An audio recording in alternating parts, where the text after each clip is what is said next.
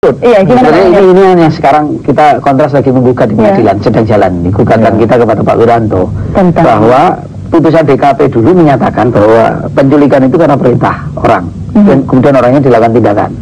Tapi begitu di sidang pengakuannya ini atas hati nurani macam-macam. Ini kan kasihan rakyat. Jadi kemudian berhenti sampai di situ dan tidak sampai berlanjut gitu ya. Padahal begini, kalau menurut saya bahwa kalau misalnya Prabowo atau siapa tidak terbukti, itu lebih baik di pengadilan. Dan Prabowo kenapa sih tidak ditarik aja ke menjadi saksi keterangannya? Kalau dia ada bukti-bukti tersangka, kenapa tidak dibawa ke pengadilan saja?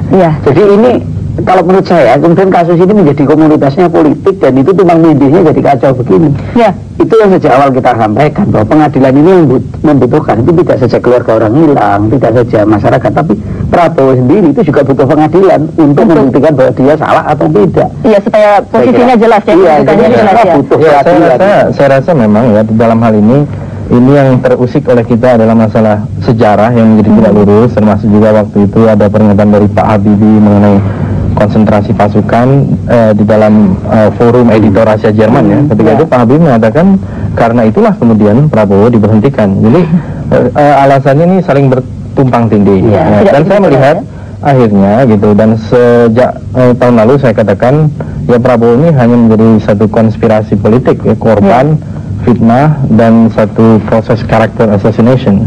Lalu bagaimana sekarang? Mau menggugat ke mana? Ya kita melihat ya ini adalah satu bukti surat dari menteri ini meskipun tadinya tidak diakui oleh Pak Muladi. Akhirnya toh diakui. Akhirnya toh diakui. Alhamdulillah ya. Saya rasa ini satu zaman keterbukaan ya, tidak harus ada rahasia-rahasia dalam hal yang masalah publik.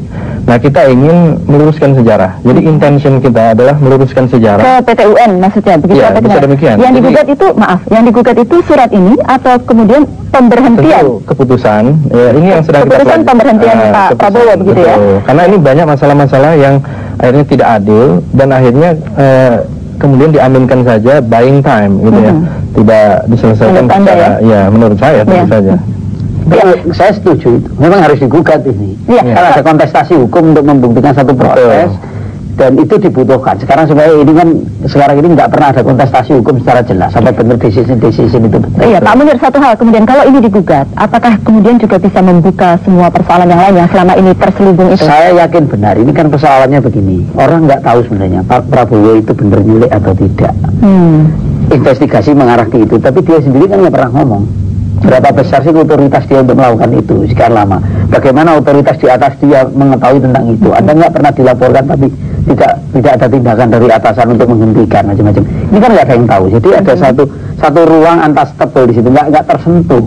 Nah ini perlu ruang. Jadi ini saya kira semua jadi begini-begini harus digugat memang. Ya buat semua pihak itu lebih baik ya kalau diluruskan. Dan kita lihat juga di dalam ya Prabowo sendiri kan sudah menyatakan sama sekali tidak pernah memerintahkan untuk melakukan apa penculikan dan saya rasa ini juga praktek yang sudah lama terjadi di dalam sistem kita, di dalam sistem militer di masa lalu. Kalau Anda lihat di tahun 70-an 80-an banyak sekali korban-korban penculikan dan sampai sekarang masih hilang. Dan mungkin bisa menambah datanya Pak Munir.